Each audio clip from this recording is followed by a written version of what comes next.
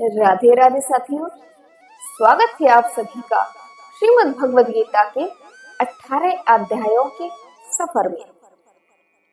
आज की यात्रा, आज का सफर हम प्रारंभ करते हैं श्रीमद् भगवद गीता के पहले अध्याय के 11वें श्लोक के साथ।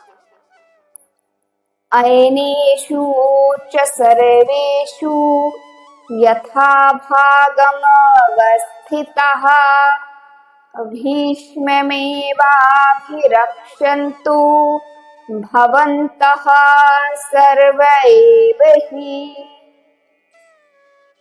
साथियों, यहाँ दुर्योधन अपनी सेना से कहता है कि तुम सभी लोग अपनी अपनी जगह पर स्थित हो जाओ और अपनी जगह पर स्थित रहते हुए पितामह भीष्म की चारों ओर से सुरक्षा करो। दुर्योधन ऐसा क्यों कहता है? साथियों, दुर्योधन ऐसा इसीलिए कहता है क्योंकि उसे पता है कि जब तक पितामह भीष्म जीवित हैं, तब तक उसे युद्ध जीतने की आशा है। और ज्यों ही पितामह भीष्म को कुछ हो गया तो समझ लेना चाहिए कि वह युद्ध हार चुका है। उसे पता है कि पितामह भीष्म अजेय हैं, किंतु फिर भी अपने मन की शांति के लिए और युद्ध विजय की आशा को रखने के लिए वह अपनी सेना से कहता है कि पितामह भीष्म की सभी ओर से रक्षा करो। साथियों, हम भी अपने जीवन में जब किसी चुनौती या किसी युद्ध के बारे में बात करते हैं या ऐसे युद्ध का सामना करते हैं, तो हमारी कोशिश भी यही रहती है कि हम अपनी उस कीमती चीज, कीमती वस्तु को तब तक बचाकर सुरक्षित रखते हैं जब तक कि हम उस कार्य में विजय प्राप्त ना कर ले। ऐसा ही दुर्योधन भी कर रहा है।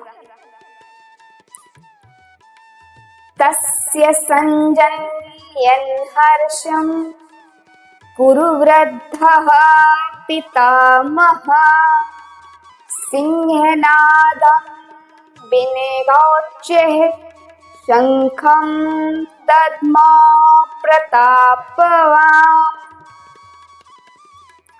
साथियों, कौरवों की सेना में सबसे वृद्ध और सबसे प्रतापी जो कोई यदि व्यक्ति है तो वो है पितामह भीष्म। और पितामह भीष्म ने जैसे सुना कि दुर्योधन अपनी सेना को यह आज्ञा कर रहा है कि पितामह भीष्म की रक्षा करे, तो पितामह भीष्म ने भी दुर्योधन के हृदय में हर्ष उत्पन्न करने के लिए उच्च स्वर में सिंह की दहाड़ के समान अपना शंख बजाया।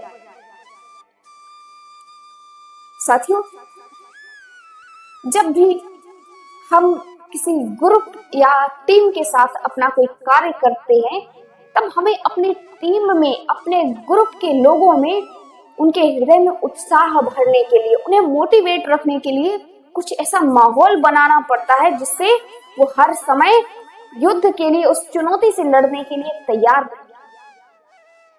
ऐसा ही यहाँ पितामह भीष्म भी कर रहे हैं। वह दुर्योधन को उत्साहित करने के लिए अपना शंख बजा रहे हैं। युद्ध की बातें सुनने में तो बड़ी ही नॉर्मल लगती है, आसान लगती है, लेकिन युद्ध की सच्चाई तो ये है कि युद्ध बहुत ही भयंकर होते हैं। ततः शंखाश्च भैर्यश्च पड़वानक गोमुखः सहसैवाभ्यहन्यन्त सशब्दस्तुमुलोऽभवत्। पितामह भीष्म के शंख बजाने के पश्चात सभी योद्धाओं ने अपने शंख बजाए और नगाड़े, ढोल, मृदंग, नरसिंहे आदि एक साथ बज उठे। इन सब का स्वर इतना भयंकर था कि पृथ्वी कंपायमान होने लगी। साथियों, यदि जीवन में कभी ऐसा मौका आए कि आपको युद्ध और शांति में से किसी एक को चुनना पड़े, आप हर समय ये प्रयास कीजिए कि आप युद्ध को नहीं, आप शांति को चुनिए, क्योंकि युद्ध सुनने में मनोरंजक लगते हैं, लेकिन असलियत में बहुत ही भयंकर होते हैं। और यदि युद्ध का निर्णय हो गया है तो फिर उस युद्ध के बाद जो भी फैसला आए, आपको वह फैसला स्वीकार करना चाहिए और हर चुनौती को उसी के आधार पर सामना करना चाहिए और उस युद्ध के फल स्वरूप हमें जो भी प्राप्त हो उसे हमें स्वीकार करना चाहिए।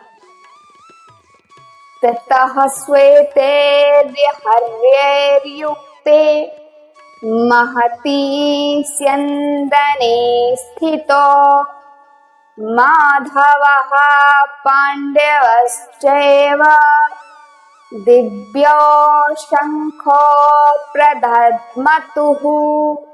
सतियों, कौरवों की सेना ने अपने अपने शंख बजाकर युद्ध में अपने होने की उपस्थिति दर्ज करा दी और साथ ही यह भी बता दिया कि वो सभी युद्ध के लिए तैयार हैं। अब बारी आती है पांडवों की सेना की। तो पांडवों की सेना भी अपने अपने शंख बजाकर यह बता दे कि वह भी युद्ध में उपस्थित है और इस युद्ध को करने के लिए, युद्ध में विजय होने के लिए तैयार है। सबसे पहले पांडवों की सेना में सफेद घोड़ों से युक्त दिव्य रथ में विराजमान भगवान श्री कृष्ण ने और अर्जुन ने भी अपने अपने अलौकिक शंख बजाए। साथियों, जब युद्ध की तैयारी होती है ना, सभी लोग अपना अपना शंख बजाते हैं। आज के समय में अपना स्वयं का मोटिवेशन बढ़ाने के लिए शंख बजाने की बात कहें तो हो सकता है, बहुत अच्छा है ये कि हम जब भी अपने जीवन में किसी कार्य की शुरुआत करते हो तो हमें उस कार्य को सफल बनाने के लिए, विजय प्राप्त करने के लिए, स्वयं को मोटिवेट रखने के लिए हम शंख बजाकर अपने आप को प्रोत्साहित करें, उत्साहित करें। पांचजन्यम ऋषिकेशो देवदत्तं धनंजयः पौंड्रं दद्मो महाशंखम् भीमकर्मा व्रकोदरः। साथियों, यहाँ ऋषिकेश भगवान श्री कृष्ण का ही एक नाम है।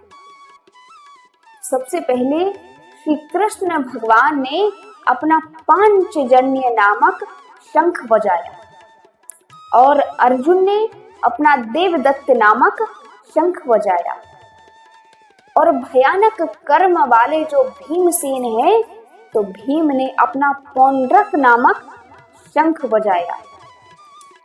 साथियों,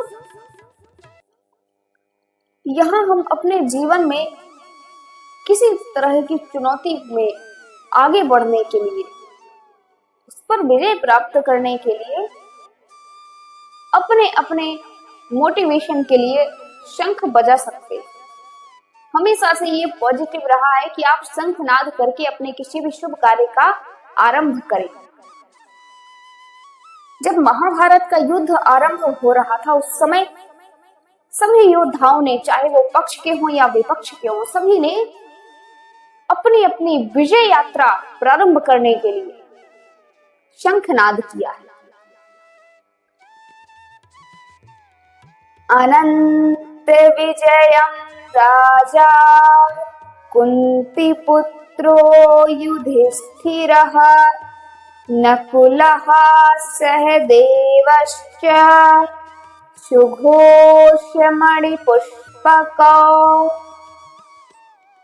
साथियों, श्री कृष्ण और अर्जुन एवं भीम के शंख बजाने के पश्चात अब कुंती पुत्र राजा युधिष्ठिर, जो कि पांडवों में सबसे बड़े हैं, पांडवों के सबसे बड़े भाई हैं और हस्तिनापुर के राजा भी हैं, महाराजा युधिष्ठिर, जिन्होंने अपना अनंत विजय नामक शंख बजाया।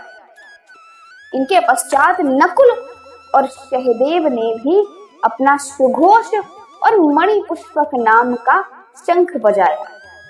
शंखनाद करके सभी योद्धाओं ने अपने अपने होने का एहसास कराया और अपनी विजय यात्रा प्रारंभ करने का भी आरंभ किया।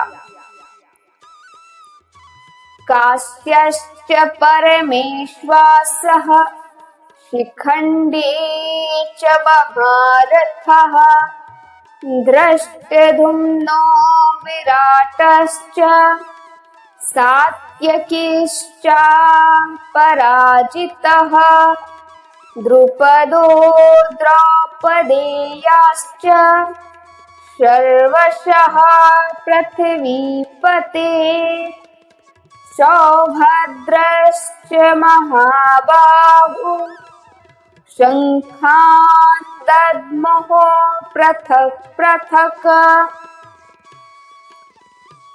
साथियों, श्रेष्ठ धनुष वाले जो काशीराज, महारथी शिखंडी एवं धृष्टद्युम्न तथा राजा विराट एवं अजेय सात्यकी, द्रुपद राजा एवं द्रौपदी के पांचों पुत्र और बड़ी भुजा वाले अजान बाहु सुभद्रा पुत्र अभिमन्यु, इन सभी ने भी अपने अपने शंख बजाए और अपने होने की उपस्थिति को भी दर्ज कराया।